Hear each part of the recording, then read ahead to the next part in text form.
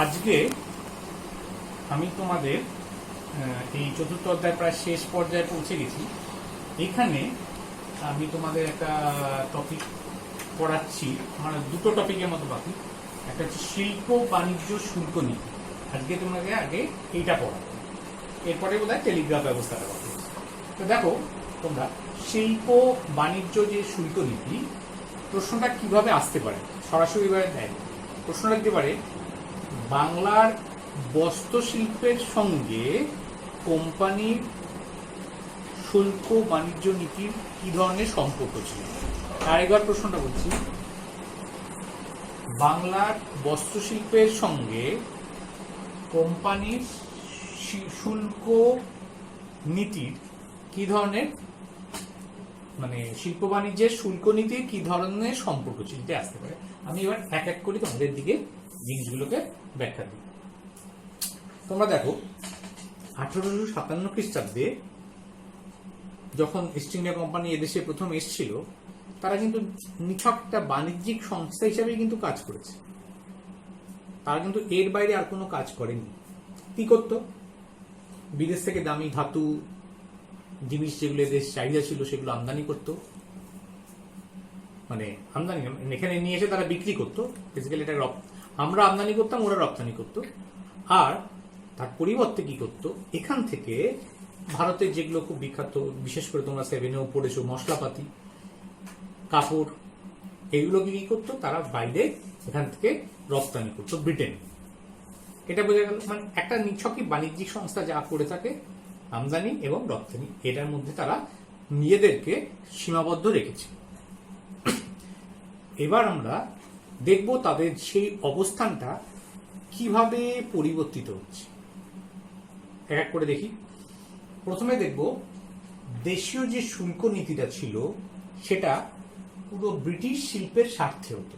সেটা কিরকম দেখি, ব্রিটিশ শিল্পের স্বার্থে কিভাবে দেশীয় শুল্ক নীতিগুলো পরিচালিত হচ্ছে। কিরকম, 1757 সালের পর থেকে তারা ক্রমশ বাণিজ্যিক সংস্থা থেকে আস্তে আস্তে তারা কি করছে, রাজনৈতিক ক্ষমতায় চলে আসছে। মানে প্রথম থেকে তারা কি করছে, ব্যবসা বাণিজ্যকে নিয়ন্ত্রণ করার মতো জায়গায় যাচ্ছে। ফারুকশিয়ারে ফরম্যান বা বিভিন্নভাবে দেখেছো, একটা নিয়ন্ত্রণ করার মতো জায়গায় যাচ্ছে। তারপরেই তারা কি করছে, আস্তে আস্তে রাজনৈতিক ক্ষমতা দখল করছে। এই রাজনৈতিক ক্ষমতা যদি দখল করে, তখন পুরোটাই দেশের যে শুল্ক নীতিটা কে নির্ধারণ করে দেবে, কে ঠিক করে দেবে, ব্রিটিশরা নিজেদের শিল্পের স্বার্থে করবে। আবার বলছি, প্রথমে ছিল নিছক বাণিজ্যিক কোম্পানি, বাণিজ্যিক সংস্থা। এবার আস্তে আস্তে তারা বাণিজ্যকে নিয়ন্ত্রণ করতে শুরু করবে। তারপরের পরবর্তী ধাপে তারা কি করছে, রাজনৈতিক ক্ষমতাকে দখল করছে, চেষ্টা করছে। এবার তাকে অপব্যবহার করবে, করে দেশের যে শুল্ক নীতিটা নির্ধারণ করবে কাদের দিকে লক্ষ্য রেখে, ব্রিটিশ শিল্পের স্বার্থে থাকবে, অর্থাৎ দেশীয় শিল্পের স্বার্থে নয়। ঠিক, এর ফলে কি হবে, আমরা কি দেখছি, ভারতীয় যে বাংলা যে তাঁতি ছিল তাদের কি করছে, সস্তায় দ্রব্য বিক্রি করতে বাধ্য করছে, বা কোম্পানির বেঁধে দেওয়া দামে এটাকে তারা বিক্রি করতে বাধ্য করছে। বাংলার যে তাঁত শিল্প বিরাট ক্ষতির সম্মুখীন হচ্ছে। এবং বিশেষ করে আমরা দেখবো 1813 যে সনদ আইন হয়েছিল, এই সনদ আইনের প্রেক্ষিতে কিন্তু এই ঘটনাটা আরো বেশি করে ঘটেছিল। আর সনদ আইনে কি হয়েছিল তোমরা একটু নিশ্চয়ই জানো, আলাদা করেও বলবো। কোম্পানির যে একচেটিয়া অধিকার, ইস্ট ইন্ডিয়া কোম্পানি একচেটিয়া অধিকার লুপ্ত হয়েছিল। তার মানে ইস্ট ইন্ডিয়া কোম্পানির সঙ্গে সঙ্গে অন্যান্য ইউরোপীয় কোম্পানি বা ব্রিটেনের অন্যান্য কোম্পানি কিন্তু ভারতে আসতে পারত। ঠিক, ফলে তারা প্রতিদ্বন্দ্বিতার সম্মুখীন হতে শুরু করছে। সেক্ষেত্রে কি করছে, বাংলার তাঁত শিল্পকে তারা একেবারে বেছে নিচ্ছে, টার্গেট করছে, এটাকে তারা ধ্বংস করার সিদ্ধান্ত নিচ্ছে। এবং এর পরবর্তীকালে ঔপনিবেশিক শাসন ব্রিটিশ শিল্পের স্বার্থে কি করত, শুল্ক নীতিগুলোকে নির্ধারণ। তাহলে আমি ধরে নেব এই পয়েন্টটা তোমাদের বোঝা গেছে। দ্বিতীয় যেটা দেখব, কাঁচা সুতোর ব্যবসায়, মাথায় রাখো আমি বলছি শিল্প বাণিজ্য শুল্ক নীতি হেডিং, কিন্তু আমি আলোচনা করছি বস্ত্র শিল্পের সঙ্গে কে রেখে। এই শিল্প বাণিজ্য বলতে কোন, মূলত বস্ত্র শিল্প, এটাকে কেন্দ্র করেই শুল্ক নীতিটা কিভাবে নির্ধারণ করা হচ্ছে। নেক্সট কি বলছি, কাঁচা সুতোর ব্যবসায় কোম্পানি আধিপত্য স্থাপিত হচ্ছে। ব্যাপারটা কিরকম, প্রথম দিকে আমি অবশিল্পায়নের সময় বলেছিলাম, তোমরা মনে করে দেখো, প্রথমে আমরা তো কাঁচা মানে হাতের সুতো তৈরি করতাম, ইংল্যান্ডে যন্ত্রের মাধ্যমে সেই সুতো তৈরি হতো, ফলে জিনিসের দাম অনেক কম ছিল, সুতোর দাম।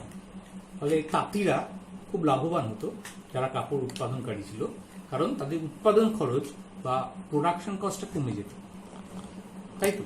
ফলে তাদের লাভ হতো এই অর্থে। কিন্তু ক্ষতি হচ্ছিল কাদের বলেছিলাম? দেশীয় সুতো প্রস্তুতকারক যারা ছিল, তাদের কিন্তু ক্ষতি হতে শুরু করলো। ফলে তারা একেবারে অবলুপ্ত হয়ে গেল। এবারে দেখব এই সুযোগটা কিন্তু এই ব্রিটিশরা কিভাবে কাজে লাগাচ্ছে। তারা চড়া দামে তাঁতিদের কাঁচা সুতোকে তারা সরবরাহ করছে, কিনতে বাধ্য করছে, মানে চড়া দামে কিনতে বাধ্য করছে, ঠিক। তাহলে চড়া দামে যদি একদিন কাঁচামাল কেনা হয়, সুতোর একটা কাঁচামাল, তাহলে চড়া দামে কাঁচামাল কেনা হচ্ছে, আবার বিক্রি করার সময় সেটাকে সস্তায় তাদের নির্ধারিত দামে বিক্রি করতে হচ্ছে। চড়া দামে তার উৎপাদন ব্যবস্থাটা বেড়ে যাচ্ছে, প্রোডাকশন কস্ট, বিক্রি করার সময় তাদের নির্ধারিত দামে বিক্রি করতে হচ্ছে। ফলে এই বাংলার তাঁত শিল্প কিন্তু ভয়ঙ্কর ক্ষতির সম্মুখীন হচ্ছে, ঠিক। আর এর বাইরে কি দেখবো? বিদেশের একদিকে আমরা কি দেখেছি? বিদেশের বাজার হারিয়েছিল ভারতীয় বস্ত্রজাত শিল্প, বিদেশের বস্ত্র হারিয়েছিল। কেন? কারণ তারা কি করেছিল? উঁচু হারে শুল্ক চাপিয়ে দিয়েছিল। একদিকে তাহলে বিদেশের বস্ত্র বাজারটা হারাচ্ছে, অন্যদিকে ভারতের বাজারে ক্রমাগত ব্রিটিশ যে বিদেশি পণ্য বা ব্রিটিশ পণ্যের প্রবেশ ঘটছে। এই একটা প্রতিদ্বন্দ্বিতার মুখে পড়ে এই উভমুখী আক্রমণে বাংলার বস্ত্র ও হস্তশিল্প কিন্তু চূড়ান্ত ক্ষতিগ্রস্ত হচ্ছে। অর্থাৎ কি হচ্ছে? কাঁচা সুতো দিয়ে যেটা শুরু করলাম, সেই কাঁচা সুতোটা কাঁচা সুতোর মধ্যে সীমাবদ্ধ থাকবে না, কাঁচা সুতোটা কার সাথে সরাসরি সংযুক্ত? বস্ত্রশিল্পের সাথে, ঠিক। তাহলে এই পয়েন্টটা বোঝা গেল। এবার যেটা পয়েন্টটা বলবো, কাঁচামাল রপ্তানিকারক দেশ। মানে দেখো, ভারতের কিছু কিছু দ্রব্য, বিশেষ করে বস্ত্রজাত শিল্প, ব্রিটেনে তখন কিন্তু জনপ্রিয় ছিল, বিশেষ করে বস্ত্রশিল্প। তো ইংল্যান্ড কি করতে লেগেছে? চড়া হারে তার উপর কর বসাতে লেগেছে, ঠিক। তারা চড়া হারে কর বসাতে লেগেছে, শুল্ক। ফলে কি হচ্ছে? ভারতে যে দ্রব্যগুলো যাচ্ছে সেখানে দাম বেশি হয়ে যাচ্ছে, তাই তো। এই দাম বেশি হওয়ার ফলে স্বাভাবিক লোকে কিনবে না। তাহলে কতদিন এরকম চড়া হারে শুল্ক বসছে? যতদিন না পর্যন্ত এই দ্রব্যগুলো কি হয়ে যায়, আসা একদম বন্ধ হয়ে যায়। ক্রমাগত শুল্ক বসিয়ে বসিয়ে বাড়িয়ে বাড়িয়ে বাড়িয়ে এমন অবস্থা করছে, ভারত থেকে যে বস্ত্রজাত দ্রব্য যাবে, সে যাওয়ার পথটা একদম বন্ধ করে দিচ্ছে। এইবার তারা কি করছে? ভারত ক্রমে তাহলে কি করবে? এবার দ্রব্য রপ্তানিটা বন্ধ হয়ে গেল, তাই তো। আর দ্রব্য রপ্তানি করছে না। এবার তারা কি করবে? কিসে রূপান্তরিত হবে? কাঁচামাল রপ্তানিকারক দেশ। তার মানে তারা এবার ব্রিটেনকে কাঁচামাল সরবরাহ করবে। ভারতের যে নীল, চা, এই যে জিনিসগুলো আছে, সেগুলো ব্রিটেনে রপ্তানিত হচ্ছে, এবং কি হিসাবে? কাঁচামাল, ঠিক। ফলে কাঁচামাল হিসাবে এগুলোকে কদর একটা পেতে থাকছে, এটা আমরা দেখলাম। আর সুতোর তৈরি যে কাপড় ব্রিটিশরা যে ভারতের বাজারে আমদানি করত, এবার করা শুরু করলো, ঠিক। উপনিবেশ হিসেবে ভারতবর্ষ কমে তাহলে কিসে দাঁড়ালো বলতো? কাঁচামাল রপ্তানিকারক দেশ, আর ব্রিটেনের যে তৈরি দ্রব্য তার আমদানিকারী বাজারে পরিণত হলো। এবার আমরা দেখব 4 নম্বর, স্থানীয় বাজারে ব্রিটিশ পণ্যের কিভাবে অনুপ্রবেশ ঘটতে লাগলো সেটা আমরা দেখব। দেখো, আমরা আগেই দেখেছি, এর আগে পড়েছি যে রেল ব্যবস্থার বিকাশ, যে রেল যোগাযোগ ব্যবস্থা স্থাপন হওয়ার ফলে কি হচ্ছে? ব্রিটিশ পণ্য চলাচলে আরো সুগম হচ্ছে, তাই তো। এবং এর ফলে কি হচ্ছে বলতো? গ্রামের যে কারিগরি শিল্প সেটা আরো ক্ষতির সম্মুখীন হচ্ছে। কেন বলতো? কারণ আগে যে গ্রামগুলো বিচ্ছিন্ন ছিল, তাই তো, একে অপরের মধ্যে আদান প্রদান ছিল না। এবার এই রেলপথের সূত্র ধরে তাদের মধ্যে একটা যোগসূত্র তৈরি হয়ে যাচ্ছে বিচ্ছিন্ন অঞ্চলগুলির মধ্যে। এতদিন তারা যে বাইরে বিদেশি জাত যে পণ্য আঘাত থেকে তারা মুক্ত ছিল, কিন্তু এবার রেলপথের হাত ধরেই এই বিচ্ছিন্ন গ্রামগুলির মধ্যেও কি হচ্ছে? সহজেই পরস্পরের সাথে সংযুক্ত হচ্ছে। ফলে কি হচ্ছে? স্থানীয় বাজারগুলোতেও ব্রিটিশ পণ্য অন্যান্য জায়গার মতো এই অঞ্চলগুলোতেও একদম প্রত্যন্ত অঞ্চলে যতটা সম্ভব রেল গেছে সেই অঞ্চলে কিন্তু বিদেশি পণ্য পৌঁছে যাচ্ছে।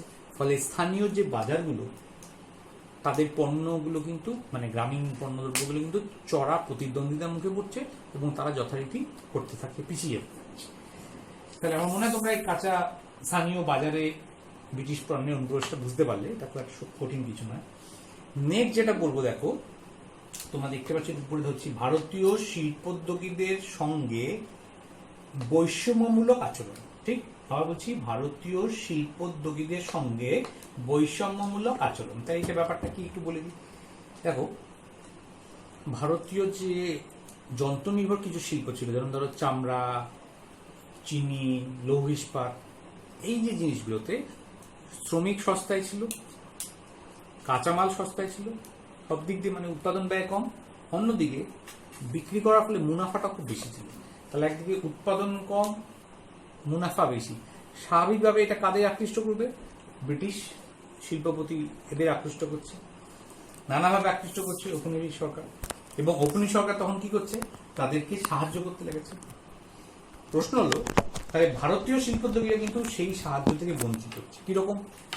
যদি বলি ব্যাংক, ব্যাংক কি করে? তোমাকে মূলধন দেয়, অর্থ সাহায্য করে, তাই তো, ঋণ দেয়, মূলধন, তুমি যে মূলধন বিনিয়োগ করবে ব্যাংক থেকে তুমি সেটা ঋণ না। এবার ভারতীয়দের সাথে কিরকম বৈষম্য আচরণ করা হচ্ছে? ভারতীয় যারা শিল্পোদ্যোগী, হয় তাদের বিভিন্ন কারণে ঋণ দেওয়া হতো না, অথবা ঋণ যদি বা দেওয়া হতো এটা কিন্তু চড়া হারে দেওয়া হতো। অন্যদিকে ব্রিটিশ যারা শিল্পোদ্যোগী কিন্তু সহজে এই ঋণগুলো পেতে পারত।